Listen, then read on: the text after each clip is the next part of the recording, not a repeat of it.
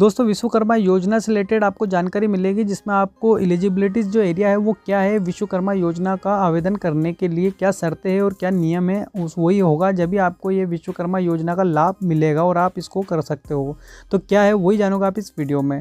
बात करते हैं हम यहाँ पे कि एलिजिबिलिटीज़ एरिया क्या है, मतलब कौन लोग इस फॉर्म को भर सकते हैं, क्या क्या क्राइटेरिया है। तो बात करते हैं अगर आवेदन की, तो आवेदन करने की कम से कम 18 वर्ष से 50 वर्ष की आपकी उम्र होना चाहिए, जब भी आप इसको आवेदन कर सकते हो।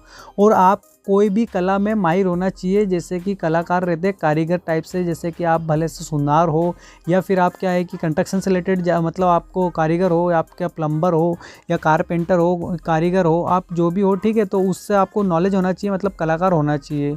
और आप इस योजना का लाभ परिवार में सिर्फ एक सदस्य ही उठा पाएगा, ठीक है। मतलब एक परिवार में एक जने को रहेगा। अगर आप 2 भाई हो, 2 कारीगर हो, तो आप एक जने ही इसका लाभ उठा पाओगे। और परिवार में कोई भी सदस्य की सरकारी नौकरी नहीं होना चाहिए, ये भी आपको ध्यान रखना। आपके पिताजी की, आपके भाई की, या फिर आप घर में जो भी हो माँ की, किसी की सरकारी नौकरी नहीं होना चाहिए। इनकी ये शर्त है। और प्रधानमंत्री जो विश्वकर्मा योजना का जो लाभ लेने के लिए आवेदक के पास ई श्रम कार्ड का होना अनिवार्य है। आपको इस बात का ध्यान रखना, आपके पास में मजदूर कार्ड होना चाहिए, तभी आप इसका आवेदन कर पाओगे, आप एंट्री कर पाओगे, ठीक है। और आवेदन के पास कोई रोजगार नहीं होना चाहिए, ये भी इनकी शर्त है ना। आपके पास में मतलब कोई रोजगार नहीं होना चाहिए, आप बेरोजगार होना चाहिए, और आपके पास में हुनर होना चाहिए, सिर्फ कारीगर होना चाहिए आप, ठीक है। और पीएम विश्वकर्मा योजना में आवेदन करने के लिए आपको भारत के किसी भी राज्य का मूल निवासी होना चाहिए, मतलब आपके पास सर्टिफिकेट होना चाहिए, मूल निवासी का सर्टिफिकेट। आप कोई भी राज्य में अपना बनवा के रख लेना, जो कि हैंड टू हैंड बन जाता है, 15 मिनट में भी बन जाते हैं, ठीक है। आपको नहीं पता तो मैंने बना रखी उस पर भी एक वीडियो। फिर बात करते हैं, यह योजना सिर्फ गरीब और निम्न वर्गों के लोगों के लिए मतलब बनाई गई है, ठीक है।